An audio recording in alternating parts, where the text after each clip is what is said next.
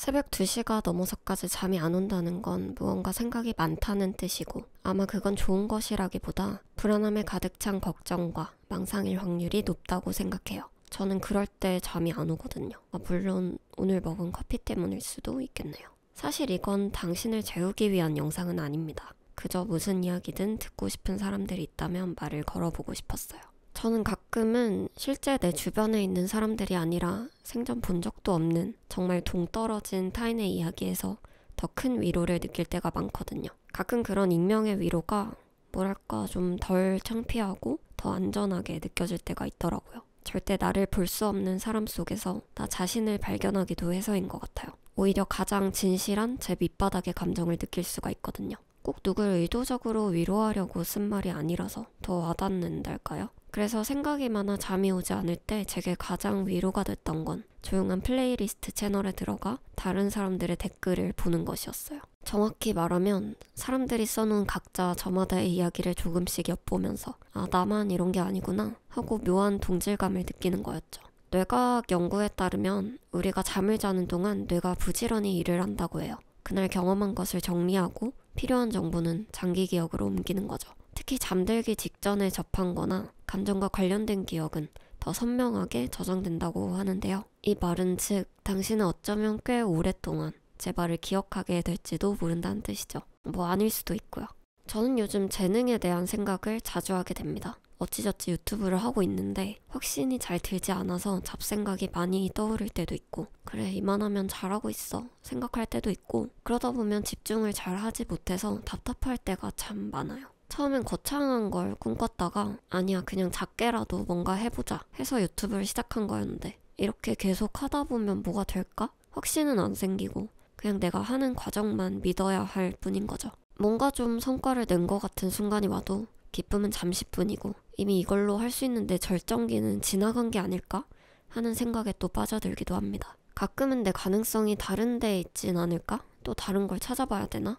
눈이 돌아갈 때도 있고요. 한 가지를 붙잡고 꾸준히 하기 힘든 게 이걸 계속했을 때 어떤 결과가 온다고 누구도 보장해주지 않기 때문인 것 같아요. 만약 누가 와서 일주일에 하나씩 몇 번 올리면 구독자가 몇 명이 될 거고 돈도 이만큼 벌 수 있을 거야 라고 말해주면 딴 생각 안 하고 하겠죠? 근데 사실 알고 있거든요. 이런 잡생각에 빠지는 게 도움이 안 되고 차라리 그 시간에 앞으로 할 것에 더 집중한다는 게 정답인 건 당연히 압니다. 행복한 가정은 모두 엇비슷하고 불행한 가정은 저마다의 이유로 불행하다. 톨스토이의 소설 안나 까레리나의 첫 문장처럼 세상의 진리라고 말하는 건 대부분 비슷하고 단순한 것 같아요. 그냥 포기하지 않고 계속 해보는 거. 근데 이렇게 날마다 무엇인가를 지속하며 정진해 나가는 게 세상에서 가장 어려운 도전이래요. 그냥 꾸준히만 해서도 안 되고 점점 발전하면서 계속 할 줄 알아야 한다는 거죠. 이렇게 어려운 거니까 포기하고 싶어지는 순간은 어쩌면 모든 인간에게 당연한 게 아닐까요? 우린 AI가 아니잖아요. 그래서 우리가 살면서 끊임없이 너 잘하고 있어 라는 말을 듣고 싶어 하는 것 같습니다. 재능이 있어야만 무언가를 계속 할 수 있는 게 아니라 확신이 없어도 꾸준히 무언가를 계속 해본 후에야 얻어지는 게 바로 재능인 것 같다는 생각을 많이 하게 되는 요즘이에요.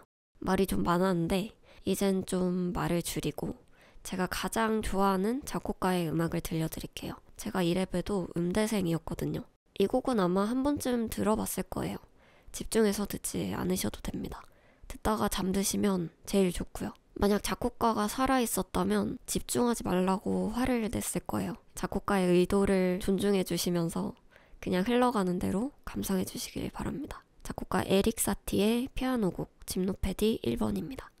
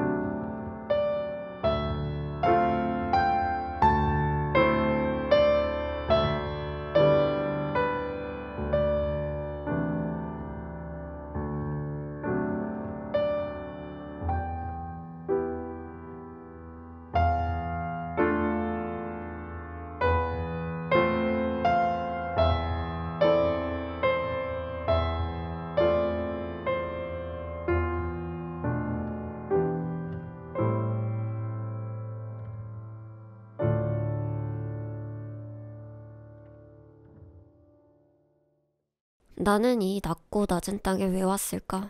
즐겁게 지내려고? 형벌로? 무언가 알 수 없는 임무로? 휴식 삼아? 아니면 그냥 우연히? 나는 태어나 얼마 안 된 아이일 때부터 내가 작곡한 음들을 흥얼거리고 노래 불렀지. 그래, 내 모든 불행은 거기서 시작된 거야.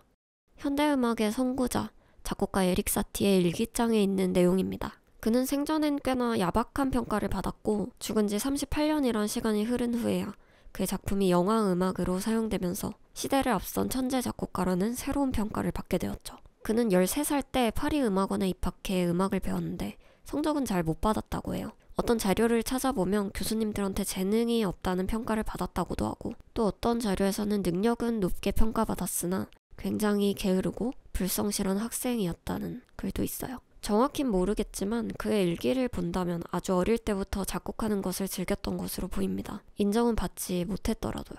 사티가 음악을 하던 당시는 바그너풍의 음악이 한창 유행할 때였는데요. 전통적이고 정석적인 형식, 웅장한 스케일, 화려한 기교나 표현이 많았던 때였어요. 사티는 바그너풍의 음악을 이렇게 표현했습니다. 심각하고 진지하고 지나치게 학술적이며 듣는 사람을 고려하지 않는 음악. 이런 냉소적인 평가에서도 볼 수 있듯이 그는 그런 음악에 관심이 없었습니다. 그것에 더해 악보를 적는 방법이나 보통의 기본적인 규칙도 지키기 싫어했다고 해요. 아마 세상이 제시하는 예술에 반기를 들고 싶어 했던 것 같아요. 예술가가 되기 위해 필요한 게 방골기질이라는 우스갯소리도 있는데 사티는 그만큼 엄청난 방골기질이었습니다. 오직 자신만의 세계에서 자신만의 음악을 하고 싶어 했죠. 사람들이 집중해서 감상하는 무대의 주인공이 되는 음악이 아니라 지금으로 따지면 배경음악의 시초가 되는 가구음악이란 걸 만들었습니다. 이 단어 자체도 사티가 만들었는데요. 마치 공간에 있는 가구처럼 그냥 존재하는 것이 자연스러운 일상과 맞닿아 있는 음악을 추구했던 거죠. 그래서 사티는 다른 음악가들처럼 콘서트 홀이 아니라 카페 같은 곳에서 이런 자신이 만든 음악을 연주하며 생계를 유지했다고 해요. 가끔 카페에 있는 손님들이 자신이 연주하는 음악에 집중하려는 모습을 보이면 음악에 집중하지 말라며 화를 냈다고도 하죠. 우리나라 사람들이 굉장히 좋아하는 작곡가 중 드뷔시라는 작곡가가 있죠. 사티보다 4살 위였고 이미 유명한 음악가였지만 이런 사티의 영향을 받아 그 또한 독자적인 음악 세계를 구축할 수 있었다고도 전해집니다. 그만큼 사티는 다른 예술가들에게는 꽤 좋은 영감을 주었던 예술가였어요. 우산을 들고 다녔지만 정작 비가 오면 우산이 비에 젖을까봐 코트 속에 고이 넣은 채 걸어 다녔다던가 1인 종교를 만든다던가 하는 특이한 행동도 했는데요. 이건 꽤 저의 건방진 궁금증일 수도 있습니다만 그도 이런 괴짜 같은 행보를 보이며 그 자신을 고독 속으로 밀어넣었지만 계속 인정받지 못했을 때는 아주 가끔은 소속되고 싶어 했진 않았을까? 자신이 하는 음악에 대한 의구심을 품었던 적은 없을까? 하는 생각도 들어요. 내가 이렇게 하는 게 행복하다고 대놓고 말했던 사람은 아니었으니까요. 근데 사티는 어쩌면 인간은 모두 다르고 모두가 다른 재능을 가지고 있고 그래서 그 다른 나를 표현하는 걸 즐겼던 사람이 아닐까 해요. 지나치게 평균을 요구한다고 느껴지는 이 세상에 반하는 나만의 무언가를 표현하고 싶은 욕구가 강했던 사람. 그게 그를 끝없는 고독으로 이끌었어도 말이죠. 오히려 그런 고독함이 사티라는 사람과 그의 작품 그리고 그의 세계를 만들었고 자신만의 살아가는 방법을 찾기 위한 자유를 주었는지도 모르겠어요. 이번엔 에릭 사티의 초기 피아노 작품인 침묵의 슬픔을 연상시키는 그노시엔느 1번 들려드릴게요.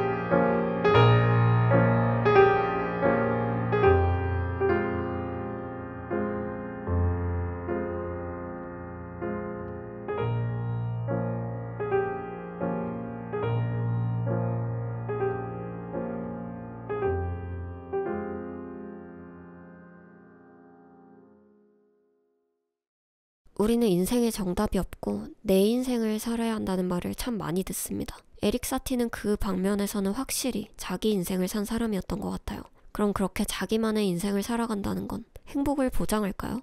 우리가 현대에 성공한 사람들의 이야기가 아닌 오늘처럼 사티의 이야기를 듣고 나서는 오히려 그게 좀 의심스럽게도 느껴집니다. 왜냐면 그는 말년까지 가난했고 알코올 의존증에다가 일기를 보면 분노와 고립감이 강하게 드러나니까요. 죽은 후에야 작품을 인정받는다는 게 그 사람이 살아있을 때 경험했던 가난, 고독, 방황을 없애주지 않는데 그게 무슨 소용일까 생각이 들기도 하죠.